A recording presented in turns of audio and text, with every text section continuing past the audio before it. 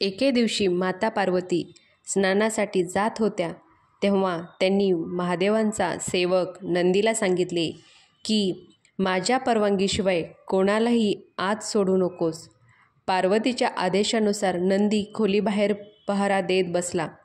थोड्याच वेळात महादेव तेथे आले आणि आत जाण्याचा प्रयत्न केला, परंतु नंदीने महादेवाला रोखलं. पार्वती मातेच्या आदेशानुसार तुम्हाला आत सोडायला येणार नाही असे नंदींनी महादेवाला सांगितले, परंतु तो आदेश इतरांसाठी आहे असं सांगत महादेवांनीही पार्वती मातेच्या खोलीत शिरले. महादेव खोलीत आल्यानंतर माता पार्वतीने त्यांना विचारलं, नंदींनी तुम्हाला अडवलं नाही का? त्यावर महादेव म्हणाले, तो माझा एकनिष्ठ भक्त आहे, तो माझ्या आदेशाचे पालन करतो. हे ऐकून माता पार्वतीने विचारात पडल्या.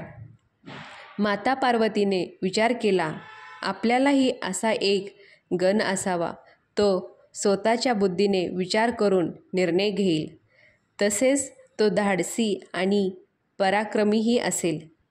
गण बनवण्यासाठी माता पार्वतीने अंगावर लावलेले उटणे आणि हळदीच्या मळापासून एक मूर्ती तयार केली. पार्वतीने दिव्य मंत्राने त्या मूर्तीमध्ये प्राण फुंकले आणि ती मूर्ती एक सुंदर बालकात रूपांतर झाली. पार्वती त्या बालकाला न्याहाळत राहिली आणि त्याला बालगणेश असे नाव दिले. बालगणेश तिला माता म्हणून आणि आईच्या प्रेमाने पार्वतीच्या डोळ्यामध्ये आनंद अश्रू आले. बालगणेश आईच्या गुणाप्रमाणे तेजस्वी आणि बुद्धिमान होता. एका दिवशी पार्वती स्नानासाठी जात असताना ती बालगणेशाला म्हणाली, आजपासून तू माझा पुत्र आहेस, गौरीपुत्र बालगणेश, तू माझा लाडका पुत्र आहेस, त्यामुळे मी जे सांगेल ते पालन करावे लागेल. बालगणेशाने आईचे शब्द ध्यानपूर्वक ऐकले. पार्वती म्हणाली, मी स्नानासाठी आत जात आहे, तू दरवाजावर उभा राहा, कोणालाही आत येऊ देऊ नकोस. बालगणेशाने वचन दिले आणि दरवाजाजवळ पहारा देऊ लागला. काही वेळात महादेव आले. त्यांनी एक लहान बालक दरवाजावर उभे दिसले. महादेव आत जाण्याचा प्रयत्न करत होते, पण बालगणेशाने त्यांना थांबवले आणि म्हणाला, तुम्ही कोण आहात? तुम्ही आत जाऊ शकत नाहीत, मी येथे द्वारपाल आहे. महादेव आश्चर्यचकित होऊन म्हणाले, अरे बालका, मी सर्व गणांचा स्वामी आहे, मी शिवशंकर आहे. तुमची माता पार्वती माझी पत्नी आहे, त्यामुळे मी आज जाऊन त्यांना भेटू शकेल. गणेशांनी उत्तर दिले, माझ्या मात्याने मला जे सांगितले आहे ते मी पाळत आहे, मी त्यांच्या आदेशाचे पालन करतो. महादेव बालगणेशांच्या वागण्यावर चकित होते, पण ते चिडले आणि त्यांनी पुन्हा सांगितले, मला आज जाऊ दे, तू मला अडवू शकत नाही.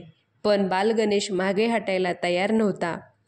बालगणेशाचा हट्ट पाहून महादेवांना राग आला. त्यांनी तिसरा डोळा उघडला आणि महादेव संतप्त झाले आणि एक लहान बालक आपल्या पत्नीला भेटण्यापासून रोखत आहे हे त्यांना सहन झाले नाही. रागाच्या भरात महादेवांनी आपले त्रिशूल उगारले आणि बालगणेशाचे डोके देहापासून वेगळे केले. बालगणेशाचे डोके दूर फेकले गेले. माता पार्वती बाहेर आली आणि त्या बालगणेशाचा निर्जीव देह तिच्या डोक्याशिवाय पाहिला. शिवशंकर रागाने लाल झाले होते. पार्वती या घटनेची कल्पना नव्हती, पण ती शोकाकुल झाली. ती महादेवांशी बोलू लागली, तुम्ही काय केले? बालगणेश माझा पुत्र होता, मला तो जिवंत पाहिजे. पार्वतीने रागाने दुःखाने महादेवांना धमकी दिली, तुमच्याकडे काही उपाय नसेल तर मला या सृष्टीचा भस्मसात करेल. पार्वतीचे हे शब्द महादेवांच्या अंतःकरणाला हलवले. महादेव आत्ता काय करावे हे ठरवू शकत नव्हते.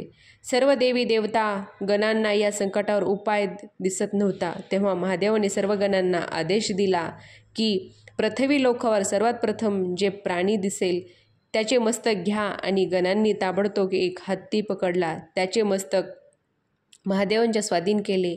महादेवांना ते मस्तक बालगणेशा देहावर लावले आणि दिव्य मंत्र उच्चार अशा प्रकारे बालगणेश पुनर्जीवित झाले आणि त्यांनी आपल्या मातेस बिलगले. सर्वजण आनंदित झाले आणि बालगणेशाच्या नवीन रूपाला पाहून माता पार्वतीने गहिवरल्या. गणेश जयंतीच्या दिवशी सकाळी शुभमुहूर्तावर गणेशांचे तिळाने स्नान करावे आणि नंतर फूल, दुर्वा, धूप, दीप इत्यादींनी पूजा करावी. या दिवशी चंद्रदर्शन वर्ज्य मानले जाते, कारण विनायक चतुर्थीला चंद्रदर्शन केल्याने कलंक लागतो. आजच्या व्हिडिओमध्ये तुम्हाला बालगणेशांची कथा कशी वाटली ते नक्की कमेंट करून सांगा.